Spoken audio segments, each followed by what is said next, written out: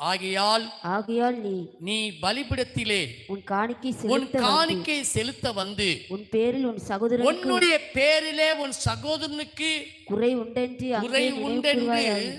உண்டென்று அங்கே நினைவு கூர்வாயானால் அங்கே தானே பலிபீடத்தின் முன் உன் காணிக்கை வைத்து விட்டு பலிபீடத்துக்கு முன்பதாக உன் காணிக்கை வச்சிட்டு போய் முன்பு உன் சகோதரத்திலே போய் ஒப்புரவாகி பின்பு வந்து உன் காணிக்கையை செலுத்து. ஆமென். அல்லேலூயா.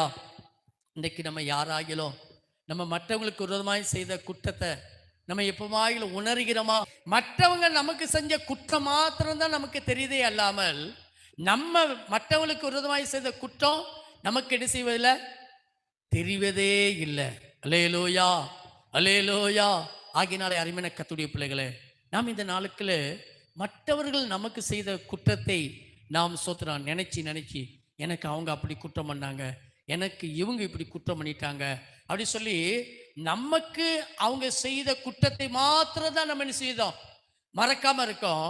ஆனா நம்ம தேவன்கிட்ட போய் என்ன செய்யணும்னா, ஆண்டவரே உமக்கு விரோதமாக நான் என்ன குற்றம் செஞ்சேன் அதை எனக்கு உணர்த்துங்கப்பா, அந்த பாவத்தை எனக்கு காண்பிச்சு தாங்கப்பா. அலோயா. ரெண்டாவது சோத்திரம், என் பிள்ளைக்கு விரோதமாய், என் மனைவிக்கு விரோதமாய், என் புருஷனுக்கு விரோதமாய் சோத்திரம், என் சகோதரனுக்கு விரோதமாய் சோத்திரம் நான் என்னென்ன குற்றம் செஞ்சேன், நான் வேற யாருக்காகிலும் ஏதாவது குற்றம் செஞ்சிருந்தா அதை எனக்கு காண்பிச்சு தாங்கப்பான்னு சொல்லி நான் அந்த குற்றத்தை உணர்ந்து எந்த மனுஷன் நம்மால பாதிக்கப்பட்டு இருக்கிறானோ அந்த மனுஷனை நாம் சோத்திரம் தேவன் உணர்த்தின உடனே நம்ம போய் என்ன சொல்லணும்னா, நான் சோத்திரம் உங்களுக்கு விரோதமாய் ஒரு தப்பு பண்ணிட்டேன், என்னை மன்னிச்சிருங்க. ஆமென். ஒரு அல்லேலூயா சொல்லுங்க.